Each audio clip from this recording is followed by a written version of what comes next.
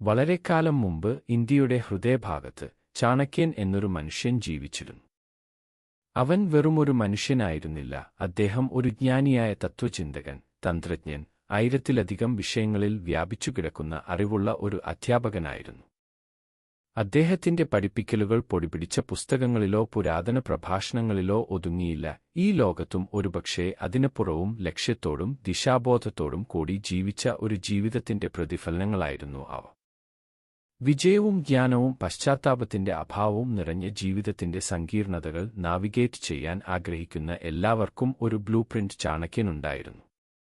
ഓരോ ദിവസവും ചാണക്യൻ സൂര്യനോടൊപ്പം ഉദിക്കും, നന്ദിയോടെ തന്റെ പ്രഭാതം ആരംഭിക്കും. ശാന്തമായ മനസ്സിന്റെ പ്രാധാന്യം അദ്ദേഹം മനസ്സിലാക്കി. വ്യക്തതയ്ക്കും ഉൽപ്പാദനക്ഷമതയ്ക്കും 7 മുതൽ 8 മണിക്കൂർ വരെ നല്ല ഉറക്കം അനിവാര്യമാണെന്ന് ഊന്നിപ്പറഞ്ഞു. സംഗീതത്തിന്റെ താളം നിറഞ്ഞ അദ്ദേഹത്തിന്റെ ജീവിതം ഇനങ്ങൾക്ക് ആത്മാവിനെ എങ്ങനെ ശാന്തമാക്കാനും നേതാക്കളെ രൂപപ്പെടുത്താനും കഴിയുമെന്ന് അവനെ പഠിപ്പിച്ചു. ഓരോ കുറിപ്പും ഒരു പാഠം ഉൾക്കൊള്ളുന്നതായി തോന്നി. ഒപ്പം മികച്ച സംഗീതജ്ഞരെ ചുറ്റിപ്പറ്റിയാണ് സംഗീതത്തിന് ഒരാളുടെ സ്വഭാവവും തീരുമാനങ്ങളും ഉയർത്താൻ കഴിയുമെന്ന് വിശ്വസിച്ചു. ഇന്നത്തെ ലോകത്ത് ഈ ജ്ഞാനം ഉൾക്കൊള്ളാൻ ചാണക്യൻ ലളിതമായ സമ്പ്രദായങ്ങൾ നിർദ്ദേശിച്ചു. ഒന്നാമതായി, രാഷ്ട്രീയ അറിവിനെക്കുറിച്ച് ചിന്തിക്കണം. വരാനിരിക്കുന്ന ചുമതലകളെക്കുറിച്ച് ചിന്തിക്കണം.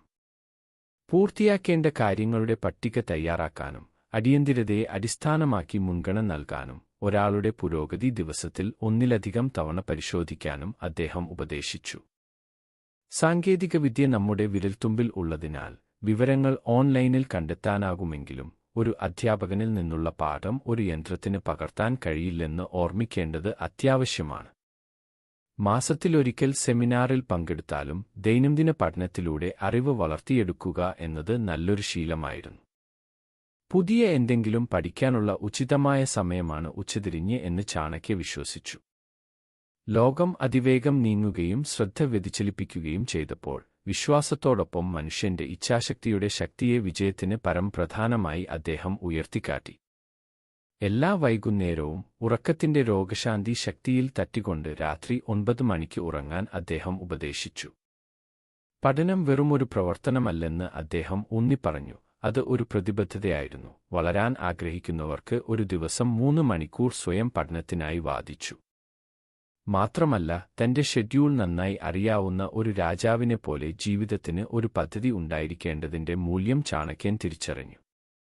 അവൻ വഴക്കവും ഉൽപ്പാദനക്ഷമതയും ഓരോ വ്യക്തിക്കും വ്യത്യാസപ്പെട്ടിരിക്കുന്നു എന്ന ധാരണയെ പ്രോത്സാഹിപ്പിച്ചു. ചിലർ രാവിലെ അഭിവൃദ്ധി പ്രാപിക്കുന്നു, മറ്റുള്ളവർ രാത്രിയിൽ ജീവനോടെ വരുന്നു. ധ്യാനം അദ്ദേഹത്തിന്റെ ദൃഷ്ടിയിൽ ഒരു പ്രവർത്തനവും അവസ്ഥയും ആയിരുന്നു. ലൗകിക അരാജകത്വത്തെ മറികടക്കുന്ന ഒരു ആത്മീയ ബന്ധത്തിലേക്ക് ആളുകളെ നയിക്കുന്നു. ഭക്ഷണം മനസ്സിലാക്കുക എന്നത് ചാണക്യന്റെ ജ്ഞാനത്തിന്റെ മറ്റൊരു സ്തംഭമായിരുന്നു. അത് വെറും ഉപജീവനമായിട്ടല്ല, ശരീരത്തെയും മനസ്സിനെയും പരിവർത്തനം ചെയ്യാനുള്ള ഉപാധിയായി അദ്ദേഹം കണ്ടു. അദ്ദേഹത്തിന്റെ ഉപദേശം ലളിതമായിരുന്നു: നിങ്ങൾ എന്താണ് കഴിക്കുന്നതെന്ന് അറിയുക. ഒരുപക്ഷേ ഷെഫ് കളിക്കാൻ ഒരു ദിവസം എടുക്കുക. അങ്ങനെ ഭക്ഷ്യ വ്യവസായത്തിന് പിന്നിലെ സാമ്പത്തിക ശാസ്ത്രം കണ്ടെത്തുക. ലക്ഷ്യമില്ലാതെ അലഞ്ഞുതിരിയുന്ന ഒരു വ്യക്തി നിവൃത്തി കൈവരിക്കുന്നില്ല. അതിനാൽ വ്യക്തമായ ലക്ഷ്യങ്ങൾ സ്ഥാപിക്കാനും ഉത്തരവാദിത്തത്തിന്റെ മാർഗമായി അവ അടുപ്പമുള്ളവരുമായി പങ്കിടാനും അദ്ദേഹം പ്രേരിപ്പിച്ചു. ജീവിതത്തെക്കുറിച്ച് ചിന്തിക്കുമ്പോൾ അദ്ദേഹം ഒരു നിർണായക ധാരണ നൽകി. ഒരു ശരാശരി വ്യക്തിക്ക് അരമണിക്കൂർ മുതൽ 90 മിനിറ്റ് വരെ എവിടെയും ഒരു കാര്യത്തിൽ ശ്രദ്ധ കേന്ദ്രീകരിക്കാൻ കഴിയും. വിജയകരമായ വ്യക്തികൾ ഹോബികളിൽ ആനന്ദം കണ്ടെത്തുന്നതുപോലെ സമ്പന്നമായ ജീവിതത്തിൽ ജോലിയും അഭിനിവേശവും സന്തുലിതമാക്കേണ്ടതിന്റെ പ്രാധാന്യം ചാണക്യ ചൂണ്ടിക്കാട്ടി. പണം അത്യന്താപേക്ഷിതമായിരുന്നു, എന്നാൽ അത് കൈകാര്യം ചെയ്യാനുള്ള വിവേകവും ഉണ്ടായിരുന്നു. ഒരാൾ സമ്പത്തിന്റെ ലോകത്തേക്ക് കടക്കുമ്പോൾ സുരക്ഷിതമായ ഒരു ഭാവി കെട്ടിപ്പടുക്കാൻ ഉടനടി സംരക്ഷിക്കാൻ അദ്ദേഹം ഉപദേശിച്ചു. ജീവിതം ചാണക്യൻ വിവരിച്ചതുപോലെ ധർമ്മം, മൂല്യങ്ങൾ, അർത്ഥം, അഭിവൃദ്ധി, കാമ, ആഗ്രഹങ്ങൾ, മോക്ഷം, സ്വാതന്ത്ര്യം എന്നീ 4 ഇഴകൾ ചേർന്നതാണ്. ആഗ്രഹങ്ങൾ പിന്തുടരുന്നതിനിടയിൽ ധാർമ്മിക മൂല്യങ്ങളിലും ഭൗതികക്ഷേമത്തിലും അവയെ നിലനിർത്തേണ്ടതിന്റെ ആവശ്യകതയെക്കുറിച്ച് അദ്ദേഹം മുന്നറിയിപ്പ് നൽകി. യഥാർത്ഥ ബന്ധങ്ങൾ നിധികളായിരുന്നു. ഒരാളുടെ സൗഹൃദത്തിന്റെ ആഴം ഒരാളുടെ സ്വഭാവത്തിന്റെ പ്രതിഫലനമായിരുന്നു. സന്തോഷത്തിന്റെയും അർത്ഥപൂർണമായ നിലനിൽപ്പിന്റെയും മഹത്തായ അന്വേഷണത്തിൽ നമ്മുടെ ലൗകിക കടമകൾ നിറവേറ്റിയതിനുശേഷം മാത്രമേ യഥാർത്ഥ ആത്മീയ തഴച്ചുവളരാൻ കഴിയൂ എന്ന് ചാണക്യൻ അംഗീകരിച്ചു. അതിനാൽ രാജാക്കന്മാരെപ്പോലെ നേതാക്കന്മാർക്കും അവരുടെ ഉപദേശകരുമായി വിവേകപൂർവം കൂടിയാലോചിക്കേണ്ടതുണ്ട്. ഒരു നല്ല ദിവസത്തിന്റെ സാരാംശം വന്നത് ഓരോ മണിക്കൂറിലും പ്രവർത്തനങ്ങൾ തിരക്കുകൂട്ടുന്നതിൽ നിന്നല്ല, മറിച്ച് ധ്യാനത്തിനും പുനരുജ്ജീവനത്തിനും സമയം കണ്ടെത്തുന്നതിലാണ്. തീരുമാനങ്ങൾ എടുക്കുന്നതിനുള്ള പ്രായോഗിക ഉപദേശങ്ങളും അദ്ദേഹം നൽകി.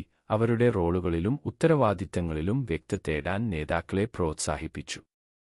വ്യക്തിപരവും തൊഴിൽപരവുമായ സംരംഭങ്ങളെക്കുറിച്ചുള്ള ദൈനംദിന റിയാലിറ്റി പരിശോധനയുടെ പ്രാധാന്യം അടിവരയിടുന്ന സൂക്ഷ്മമായ ആസൂത്രണത്തിനും പെട്ടെന്നുള്ള തീരുമാനങ്ങൾ എടുക്കുന്നതിനും അദ്ദേഹം വാദിച്ചു. ചാണക്യന്റെ ധ്യാനം വ്യക്തിജീവിതത്തിലേക്കും ബന്ധങ്ങളിലേക്കും വ്യാപിച്ചു. വിവാഹത്തെ ചിന്താപൂർവം സമീപിക്കണമെന്ന് അദ്ദേഹം സൂചിപ്പിച്ചു, കാരണം അതിന് പരസ്പര ബഹുമാനവും സന്തോഷത്തിന് അപ്പുറം പങ്കിടുന്ന ലക്ഷ്യവും ആവശ്യമാണ്. വീടിന്റെ പുണ്യസ്ഥലത്ത് കുടുംബാംഗങ്ങളോട് ബഹുമാനത്തോടും സ്നേഹത്തിന്റെ സംഭാവനയോടും കരുതലോടും കൂടി പെരുമാറണം. ഒരു രക്ഷിതാവിന്റെ പങ്ക് കേവലം നൽകുന്നതിനുമപ്പുറം നീണ്ടു. അതിൽ ഒരാളുടെ കുട്ടികളിൽ പോഷണം, വിദ്യാഭ്യാസം, മൂല്യങ്ങൾ വളർത്തൽ എന്നിവ ഉൾപ്പെട്ടിരുന്നു. ഒരു കുട്ടിയെ വളർത്തുന്നതിനുള്ള അദ്ദേഹത്തിന്റെ രീതി മനോഹരമായ ഒരു തത്വത്തെ ചുറ്റിപ്പറ്റിയാണ്. ആദ്യത്തെ 5 വർഷത്തേക്ക് അവരെ സ്നേഹത്തിൽ കുളിപ്പിക്കുക, അടുത്ത 10 അച്ചടക്കം, അവർ പ്രായപൂർത്തിയാകുമ്പോൾ ഒരു സുഹൃത്തായി സഹവസിക്കുക. രക്ഷാകർതൃത്വത്തിന്റെ സൂക്ഷ്മമായ സന്തുലിതാവസ്ഥ അദ്ദേഹം മനസ്സിലാക്കി. കുട്ടികളെ സംരക്ഷിക്കുകയും അവരുടെ സ്വന്തം വ്യക്തിത്വത്തിലേക്ക് പൂവിടാനുള്ള സ്വാതന്ത്ര്യം അനുവദിക്കുകയും ചെയ്തു. വർഷങ്ങൾ കടന്നുപോകവേ ചാണക്യൻ സമൂഹത്തിന്റെ പ്രാധാന്യത്തെക്കുറിച്ച് വിശദീകരിച്ചു. ജ്ഞാനികളുമായുള്ള എളിയ കൂട്ടുകെട്ട് ആത്മാവിനെ പോഷിപ്പിക്കുന്നുവെന്ന് ആവർത്തിച്ചു. ഏറ്റവും വലിയ പാഠങ്ങൾ പലപ്പോഴും ക്ലാസ് മുറികളുടെ മതിലുകൾക്കപ്പുറമാണെന്ന് മനസ്സിലാക്കി. ഒരുമിച്ച് യാത്ര ചെയ്യാനും പഠിക്കാനും അദ്ദേഹം കുടുംബങ്ങളെ പ്രചോദിപ്പിച്ചു. ചാണക്യന്റെ പഠിപ്പിക്കലുകളിൽ നെയ്തെടുത്തത് ദാനത്തിന്റെയും തിരിച്ചു കൊടുക്കലിന്റെയും സൂക്ഷ്മമായ ആവശ്യകതയായിരുന്നു. സമൂഹത്തിന് സംഭാവന ചെയ്യുന്നവർ എപ്പോഴും സമൃദ്ധമായി വിളവെടുക്കുമെന്ന് അദ്ദേഹം വിശ്വസിച്ചു. സമയത്തിലൂടെയോ വിഭവങ്ങളിലൂടെയോ പങ്കിടുന്ന പ്രവർത്തനം ആത്മാവിനെ സമ്പന്നമാക്കുകയും സ്വന്തമെന്ന ബോധം വളർത്തുകയും ചെയ്തു. വീട്ടിലെ ലൈബ്രറികൾ നിർമ്മിച്ച് ജ്ഞാനം നൽകുന്ന സാഹിത്യത്തിൽ മുഴുകി അറിവിനോടുള്ള സ്നേഹം വളർത്തിയെടുക്കാൻ അദ്ദേഹം ഉപദേശിച്ചു. നല്ല വൃത്താകൃതിയിലുള്ള വിദ്യാഭ്യാസം ജീവിതപാഠങ്ങളും ധാർമ്മിക മൂല്യങ്ങളും മോശമായ സ്വാധീനങ്ങൾക്കെതിരെ നിലകൊള്ളാനുള്ള ധൈര്യവും ഉൾക്കൊള്ളുന്നു. എല്ലാത്തിനുമുപരി നാം നമ്മെ ചുറ്റിപ്പറ്റിയുള്ള നമ്മുടെ വിധി രൂപപ്പെടുത്തുന്നു. സമ്പത്ത് കേവലം സാമ്പത്തികം മാത്രമല്ല, ബന്ധങ്ങൾ, അറിവ്, ആത്മീയത എന്നിവയുടെ സമ്പന്നമായ ചിത്രങ്ങളും ഉൾക്കൊള്ളുന്നുവെന്ന് ചാണക്യൻ തന്റെ അനുഭവങ്ങളിൽ നിന്നുള്ള എണ്ണമറ്റ കഥകളിലൂടെ വെളിപ്പെടുത്തി. ലക്ഷ്യങ്ങളാൽ നയിക്കപ്പെടുന്നതും ജ്ഞാനപൂർവകമായ തത്വങ്ങളാൽ നയിക്കപ്പെടുന്നതുമായ ജീവിതം വിജയത്തിലേക്കുള്ള വഴിയൊരുക്കി. എന്നാൽ ഓരോ നിമിഷത്തിൽ നിന്നും അസ്തിത്വത്തെ നിർവചിച്ചതും മനസ്സിലാക്കുന്നതും പഠിക്കുന്നതും ആയിരുന്നു.